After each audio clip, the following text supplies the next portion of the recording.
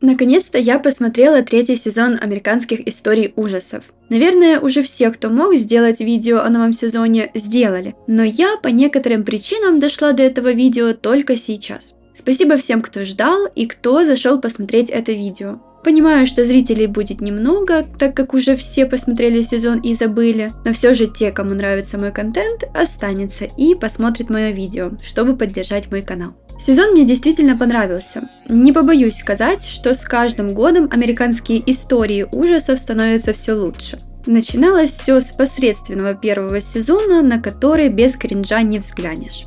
Кто-то, конечно, может не согласиться. Я считаю, что этот сезон получился самым сильным в плане сюжета, актеров, которые хорошо сыграли, и съемки. Она стала больше похожа на фильм, чем на дешевый сериал. Сценаристом 2 из 4 серий стал Мэнни Котта, про которого мы уже знаем. Он написал сценарий ко многим сериям предыдущих сезонов историй, а также некоторых серий истории ужасов. Кстати, из минусов сезона не было пасхалок к американской истории ужасов. Или, может, я не заметила? В прошлых сезонах целые серии этому посвящали. В целом могу сказать, что этот сезон атмосферой мне напомнил «Черное зеркало» больше, чем американскую историю ужасов. И я не могу сказать, что это плохо. Это молодой сериал, если так говорят. И так как это антология, они могут экспериментировать и искать идеальный формат, и пробовать разные сюжеты. Теперь хотелось бы более детально пройти по каждой серии сезона. Всю серию у меня была мысль, неужели подростки такие доверчивые и так могут слушать незнакомца из интернета? Потом я стала понимать главную героиню Шелби. В ней было бунтарство и авантюризм, но она не могла его проявить, потому что боялась мнения окружающих. И когда появилась Бести, она уже была готова и на крайние меры, чтобы почувствовать жизнь, адреналин и смелость. Она уже не думала о последствиях. Непонятно, была ли она такой замкнутой до смерти мамы, но в серии у нее совсем нет друзей в реальности, и она и не пытается их завести. Но понятно, кто останется нормальным в школе, где работает убийца Майтай. У Шелби сложные отношения с отцом, в принципе, как и у многих подростков в ее возрасте. И они только усугубляются после знакомства с Бести. Бести специально пыталась их рассорить. У девочки было только одно занятие, которое приносило ей радость – прямые эфиры драг-квин анорексии. Но настоящие фанаты IU знают, кто лучший драг-квин. И именно на одном из таких эфиров она и познакомилась с Бести. Как мы поняли по последней сцене из серии, Бести таким образом познакомилась не только с Шелби, но и с ее знакомым со школы Ривером. Конечно, тут остается несколько вопросов. Во-первых, действительно ли она познакомилась с Ривером точно так же на эфире? Или как-то вышла на него специально, чтобы достать Шелби? Она могла подговорить его придумать историю про то, что он тоже смотрит анорексию, и он мог специально надеть брелок на рюкзак. Как рассказал сам Ривер, у него тоже нет друзей, и над ним издевались в школе. Поэтому он и мог так же, как и Шелби, нуждаться в дружбе с Бести. Но по финальному заданию было явно видно, Риверу не хватало общения с Шелби, ему слишком была нужна дружба именно с Бести и ни с кем другим. Во-вторых, знакомилась ли Бести так с кем-то раньше и был ли такой же исход, как с Шелби? И, конечно же, что самое главное, не ясна цель Бести. Вероятнее всего, она действительно просто хотела дружить, но из-за психологических проблем и того, что она не бывает в социуме, она давала Шелби такие странные задания. Ну или же она целесообразно писала людям, чтобы те выполняли ее сумасшедшие и криминальные задания. Как вы думаете? Возможно, Шелби стала ее первой жертвой. Может быть, она действительно хотела с ней подружиться, а Ривера она нашла только чтобы найти и привести к ней Шелби. В целом, серия очень даже хорошая. Смогла удивить и порадовать. Кстати, саму Бести сыграла актриса Джессика Барден, которую вы могли видеть в «Конец гребаного мира». Эта серия будто перебежала в IU с «Черного зеркала». Пугающие технологии, которые убивают людей. Классная серия с финалом, который заставил подумать. Мне понравилась первая сцена серии. Главному герою Виллу будто специально дали телефон-раскладушку, чтобы он эпично ей хлопнул в конце разговора.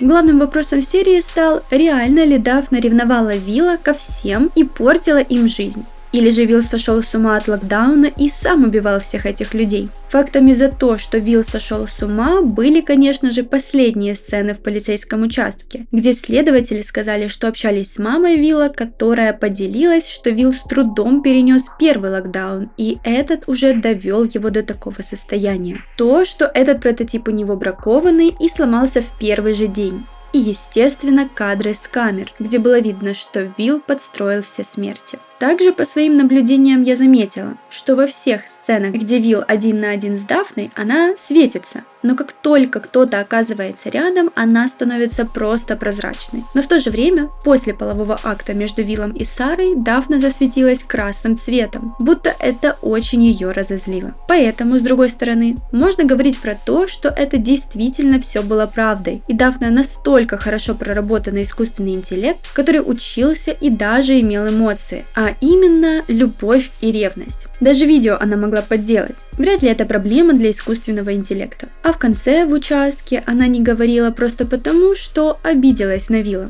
Как думаете, какая версия вероятнее? Насчет актеров, то Дафну озвучила очень популярная американская актриса Гвинет Пэлтроу, а Вилла сыграл актер Рейд Скотт, которого вы могли видеть в сериале «Почему женщины убивают».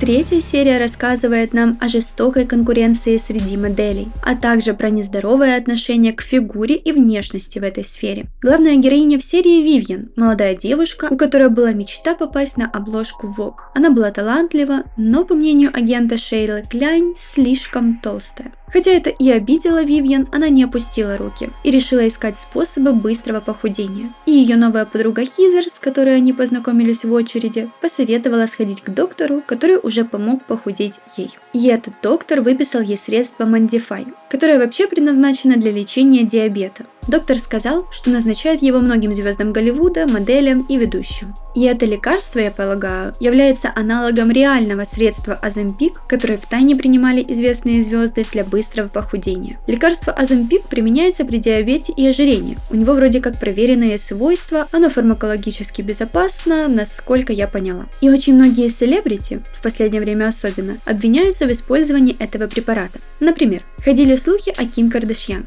Говорили, что она принимает это средство, чтобы влезть в платье Марлин Монро на Мэтт Гала. Также говорили о ее сестре Хлое Кардашьян, которая очень стремительно потеряла вес. В одном журналистском исследовании писали про этот препарат. И даже высказывается такое мнение, что его может не хватить тем людям, которым он прописан по здоровью. Это лекарство помогло Вивьен, агент согласилась с ней работать. Но вскоре Вивьен пришлось отказаться от Mandify, так как у нее были проблемы со здоровьем, при котором он противопоказан. Героиня умоляла доктора найти какую-то альтернативу, и он ее нашел.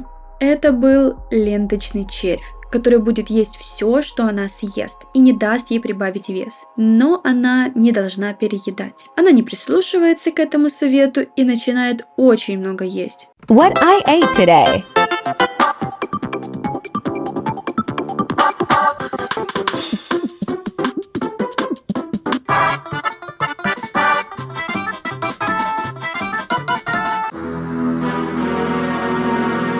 И постепенно червь начинает менять ее пищевое поведение и характер, заставляя ее кричать на своих коллег и Хизер. Из-за червя она становится истощенной. Она обращается к доктору, чтобы тот избавил ее от червя. И он дает ей сыворотку, которая заставит червя выйти из нее. И дома она принимает сыворотку и вытаскивает червя.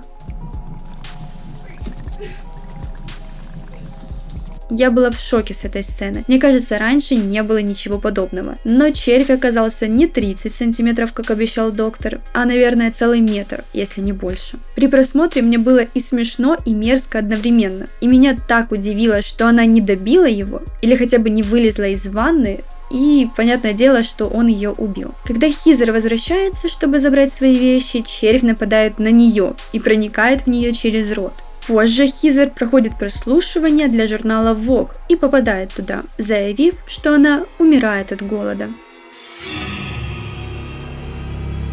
Эта серия мне понравилась меньше всех, хотя она тоже интересная, с необычным сюжетом. Главный герой – сексист, эгоист и бабник по имени Тоби, у которого появились проблемы на работе из-за своей одержимости женщинами, которых он находит на одну ночь в приложении для знакомств. Постоянно на работе он отвлекается, подыскивая себе новую пару на сегодня. Но Тоби был хорошим работником, поэтому начальница не уволила его, а пока только предупредила о последствиях, которые будут, если все будет продолжаться так же. В очередной раз поисков он находит красивую женщину Натессу. Он даже показал ее своей бывшей жене. Странно, что на свидании в ресторане он не обратил внимания на ее вопросы о его здоровье. Вряд ли это обычные вопросы при первой встрече. Когда они были уже у него дома, Натесса ввела ему шприц, и на следующий день он просыпается, обнаружив на животе большой шов. Тут и стало понятно, зачем Натесса спрашивала про его образ жизни. Он сразу в страхе обращается к врачам, где ему сказали, что ему вырезали печень.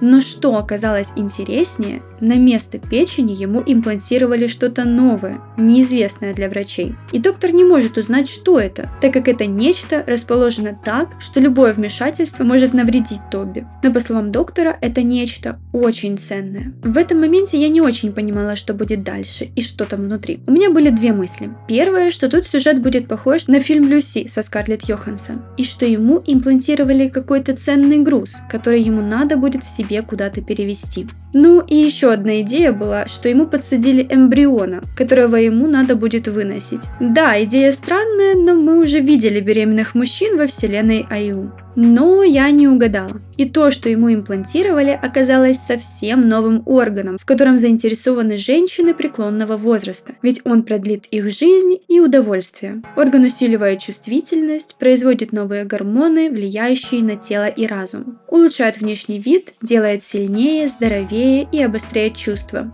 особенно в плане секса. В конце серии мы узнаем, что все женщины вокруг Тоби были связаны с этой секретной компанией по выращиванию этого органа. Его бывшая жена Саша и начальница Ли были главными в этой компании. Они планируют вырастить такие органы у десятков людей, чтобы затем продать их на аукционе. Нам не показывают, но мы сами понимаем, что при извлечении этого органа человек умирает. И серия заканчивается аукционом, где и продают орган Тоби. Это была последняя на данный момент серия третьего сезона. Я находила информацию про то, что будет еще 5-я серия, но я в этом сомневаюсь, потому что на официальной странице в Instagram IU, когда писали про этот сезон, там была информация только про 4 серии, посвященные Хэллоуину. Может, будет рождественский спешл? Как вам этот сезон? Если вы досмотрели до этого момента, напишите в комментариях ваш рейтинг серии 3-го сезона историй ужасов. У меня 2-я, 1-я, 3-я и затем 4-я. Ну и напишите в целом ваше мнение про сезон.